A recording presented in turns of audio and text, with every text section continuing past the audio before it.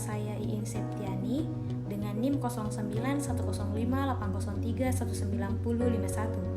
Program Studi Ilmu Pemerintahan semester 6, Fakultas Ilmu Sosial dan Ilmu Politik Universitas Muhammadiyah Sedendian Rapang. Nah, pada video kali ini saya akan membahas terkait dengan materi perkuliahan Sistem Pengawasan dan Pengendalian Pemerintahan. Adapun topiknya yaitu Sistem Pengendalian Interpemerintahan atau yang lebih dikenal dengan SPIP. Pengertian Sistem Pengendalian Inter menurut PP nomor 60 tahun 2008 tentang SPIP adalah proses yang integral pada tindakan dan kegiatan yang dilakukan secara terus-menerus oleh pimpinan dan seluruh pegawai untuk memberikan keyakinan memadai atas tercapainya tujuan organisasi melalui kegiatan yang efektif dan efisien, keandalan pelaporan keuangan, pengamanan aset negara, dan ketaatan terhadap peraturan perundang-undangan.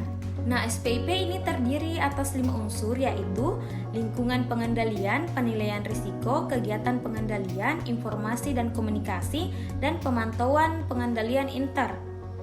Penerapan unsur SPIP tersebut harus dilaksanakan menyatu dan menjadi bagian integral dari kegiatan instansi pemerintah. Dari kelima unsur SPIP, saya akan mengkaji mengenai penilaian risiko. Sebelum mengkaji lebih dalam, alangkah baiknya kita mengetahui terlebih dahulu pengertian dari penilaian risiko. Jadi, penilaian risiko adalah kegiatan penilaian atas kemungkinan kejadian yang mengancam pencapaian tujuan dan sasaran instansi pemerintah. Penilaian risiko harus dilakukan secara sistematif, iteratif, dan kolaboratif dengan memanfaatkan kegiatan dan pandangan para pemangku kepentingan. Nah, penilaian risiko harus menggunakan informasi terbaik yang tersedia yang dilengkapi dengan hasil pengamatan terlebih lanjut sesuai dengan kebutuhan.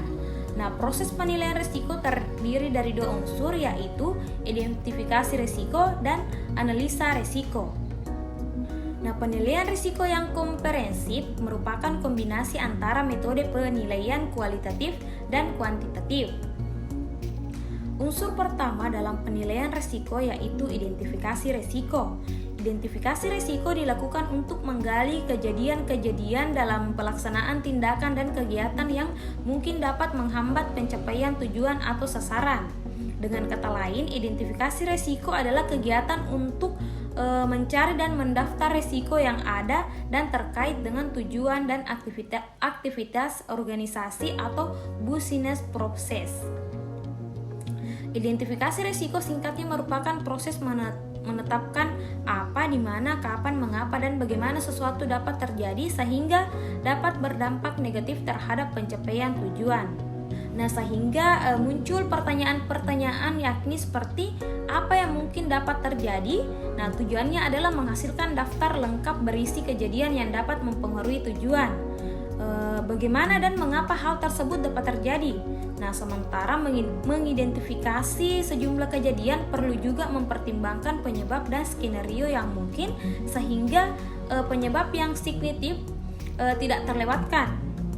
Nah, output identifikasi risiko berupa profil risiko yang terdiri dari daftar risiko yang memuat informasi tentang peristiwa risiko, pemilik risiko, penyebab risiko, kegiatan pengendalian risiko yang sudah ada, dan sisa risiko setiap tindakan atau kegiatan yang dinilai risikonya.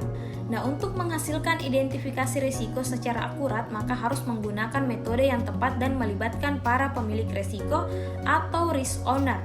Nah, metode yang tepat akan menghasilkan ketetapan proses penilaian, sedangkan keterlibatan pemilik risiko diperlukan sebagai pihak yang mengerti kegiatan dan menjadi pihak yang terkena dampak atas terjadinya risiko.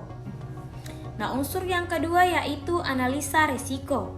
Nah, analisa risiko ini merupakan suatu proses yang sistematis untuk menentukan seberapa sering suatu peristiwa dan dampak risiko mungkin terjadi dan seberapa besar konsekuensi yang ditimbulkan dari peristiwa tersebut. Nah, tujuan analisis risiko adalah untuk memahami risiko yang penting untuk dikelola secara aktif dan menyediakan data untuk membantu menentukan prioritas penanganan risiko. Analisis resiko dapat juga dimaknai sebagai suatu proses untuk memahami karakteristik resiko atau probabilitas dan dampak yang dapat dilakukan secara kualitatif ataupun kuantitatif untuk menentukan tingkat level resiko atau signifikansi setiap resiko. Nah, adapun output analisis resiko yaitu profil resiko. Nah, dalam analisa risiko, peran pimpinan organisasi sangat diperlukan sehingga mampu mengelola dan mengendalikan risiko berdasarkan berapa banyak atau tingkat risiko yang dapat diterima. Tingkat risiko yang dapat diterima adalah batas toleransi risiko dengan mempertimbangkan aspek biaya dan manfaatnya. Nah, level risiko ditentukan oleh dua hal, yaitu level frekuensi dan level konsekuensi. Level risiko yaitu level besar kecilnya atau tingkatan suatu risiko. Nah, level frekuensi atau probabilitas adalah besar kecilnya kemungkinan terjadinya risiko atau kekerapan terjadinya suatu risiko. Nah, adapun penentuan probabilitas terjadinya suatu event sangatlah subjektif dan lebih berdasarkan nalar dan pengalaman. Sedangkan level konsekuensinya yaitu besar kecilnya dampak negatif dari suatu risiko. Nah, baiklah, itulah tadi penjelasan yang dapat saya sampaikan terkait dengan mata kuliah Sistem Pengawasan dan Pengendalian Pemerintah. Mohon maaf jika terdapat kesalahan kata dan semoga apa yang saya sampaikan dapat bermanfaat. Sekian, Assalamualaikum warahmatullahi wabarakatuh.